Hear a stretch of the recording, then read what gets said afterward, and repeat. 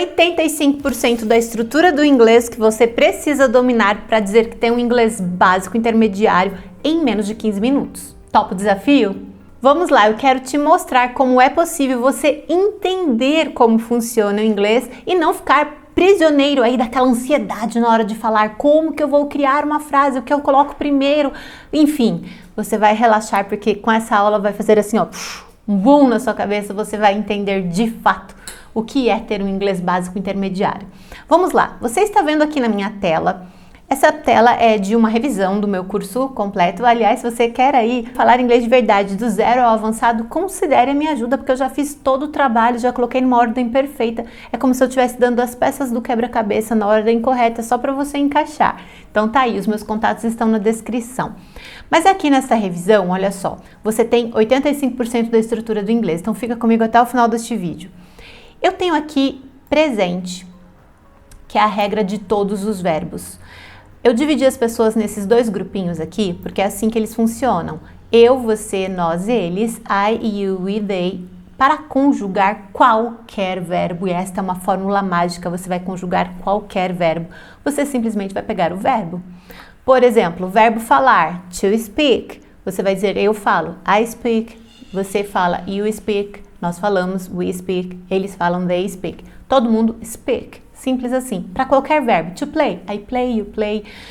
To drink, I drink, you drink, todo mundo drink. Assim por diante. Esta fórmula você vai aplicar para todos os verbos, menos o verbo to be. Já vamos falar nele aqui. E para a turminha do he, she, it, você vai pegar o verbo, mas você vai acrescentar um S. Em 95% dos casos é só acrescentar o S. Por exemplo, ele fala, he speaks. Ele trabalha, he works. Ele bebe, he drinks.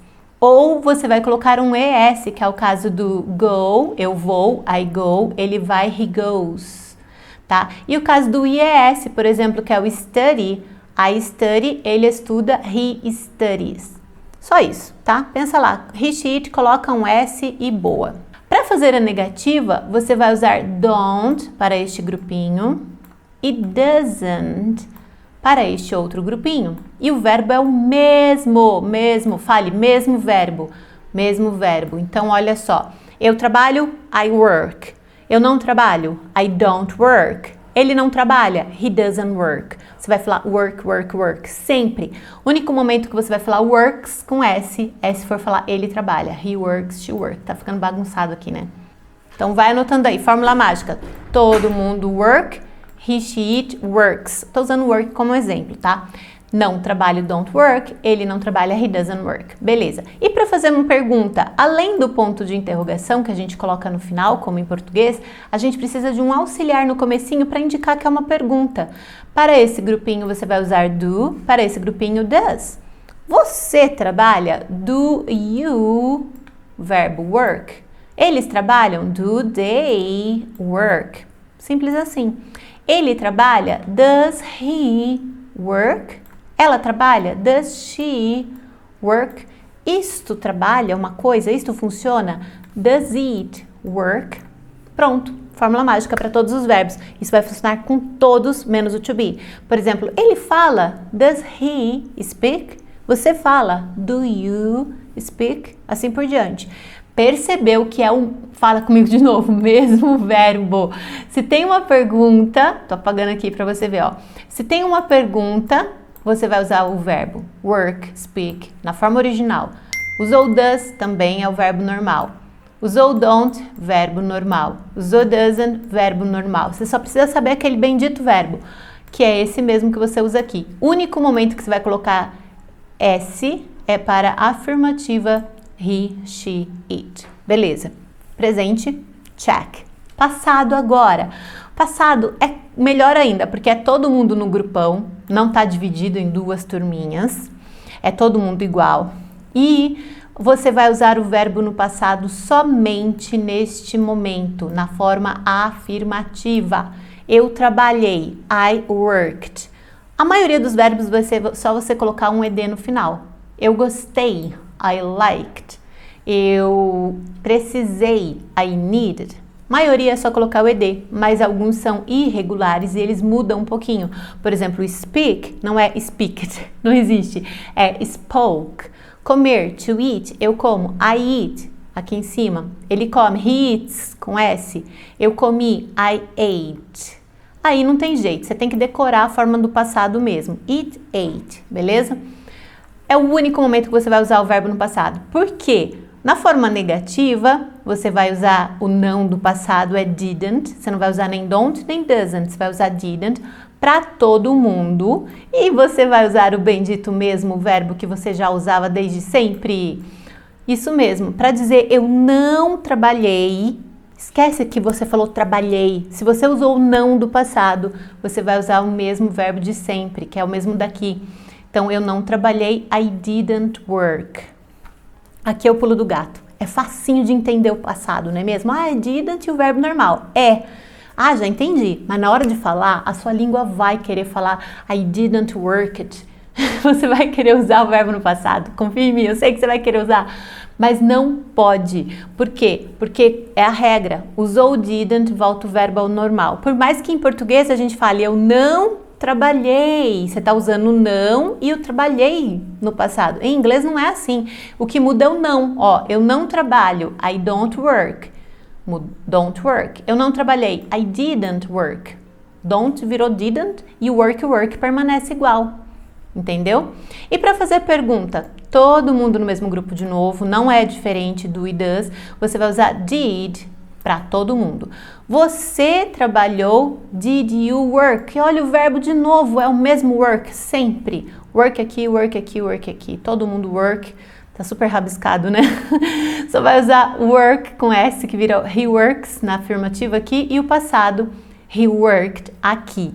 Pronto, é isso que você precisa saber para dominar presente e passado de todos os verbos, menos o to be, tá? Então, uma dica aí agora para você treinar. Pega um verbo. Vamos pegar o like. Aliás, já dá um like neste vídeo aí, aperta o joinha. Se você não é inscrito neste canal, se inscreva. Tenho certeza que você vai curtir muitas dicas de inglês que tem neste canal. Olha só, eu gosto. Vai fazer isso. Você vai pegar um verbo e vai fazer isso. I like. I don't like. Daí faz uma pergunta com you, né? Do you like? Aí você pega um representante daqui. He likes. He doesn't like. Does he like? Pega outro, daí você vai fazer com you.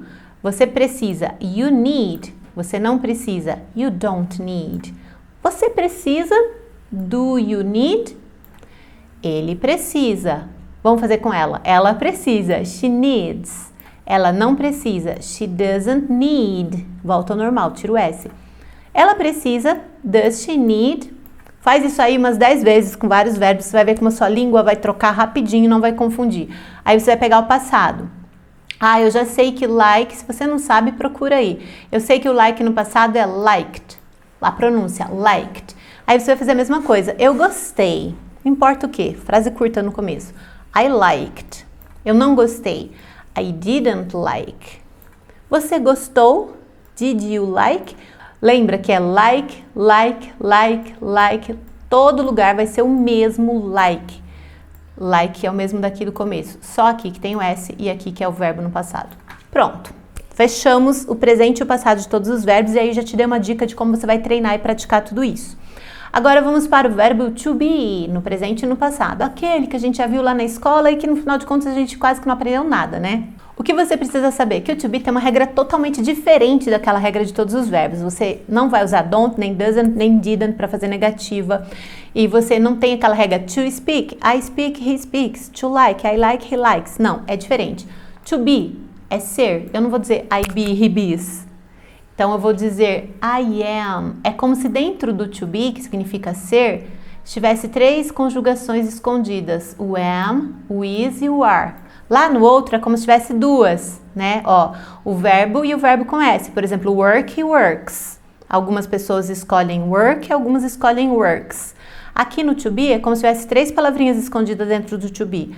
Uma escolhe o am, esses 3 escolhem o is e esses 3 escolhem o are. Para dizer eu sou, I am. Ele é, he is.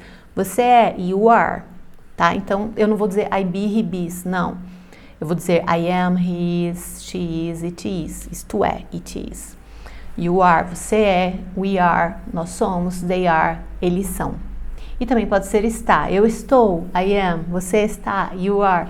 Eles estão, they are. Beleza, ser e estar, tanto faz. Para fazer a negativa, nada de don't nem doesn't. Eu vou usar not depois do próprio verbo. Então, ó, I am not. He is not. You are not. Depois você fala todos aí, tá bom? Para fazer pergunta, não tem auxiliar do nem does. Eu pego o próprio verbozinho, que é o am, o is, you are, que é o verbo, e coloco em primeiro lugar. Depois eu coloco a pessoa. Inverte, ó. Aqui era pessoa e depois verbo. Aqui é verbo e depois pessoa. Eu sou, am I, ele é, is he, é você ou você é, are you, eles são, are they. Pronto, é assim que você vai treinar. Pega aí, por exemplo, uma qualidade. Vou dizer, estou feliz, happy, que todo mundo conhece. Então, eu estou feliz, I am happy. Eu não estou feliz, I am not happy. Eu estou feliz, am I happy? Aí você vai fazer com ele. Ele está feliz, he is happy. Ele não está feliz, he is not happy. Ele está feliz, is he happy? Vai fazendo com todos. You are happy, you are not happy. Are you happy? E aí você pode pegar também, tipo, eu estou em casa, I am at home. I am not at home. Eu não estou em casa. Você está em casa? Are you at home? E aí você vai criando suas próprias frases, ok? E o passado? Se no presente nós tínhamos am, is, are, no passado eu tenho só duas, porque a turminha do I se juntou aqui, ó. O I se juntou com a turminha do he, she, it. Então eu tenho só duas palavrinhas escondidas dentro do to be no passado, que é o was e o were. Eu era, eu estava, I was. Ele era, ele estava, he was. Ela era, ela estava, she was. Isto era, isto estava, it was. Você era, você estava, you were. A pronúncia aqui, were. Nós éramos, nós estávamos, we were. Eles eram, eles estavam, they were. Negativa, mesma coisa, só colocar o not depois. Eu era, I was. Eu não era, I was not. Ou eu não estava, I was not. E was not vira wasn't, abreviado. Ok? Wasn't. Were not vira weren't. Weren't. Você era, you were. Você não era, you were not. Ou you weren't. Você não estava em casa ontem à noite.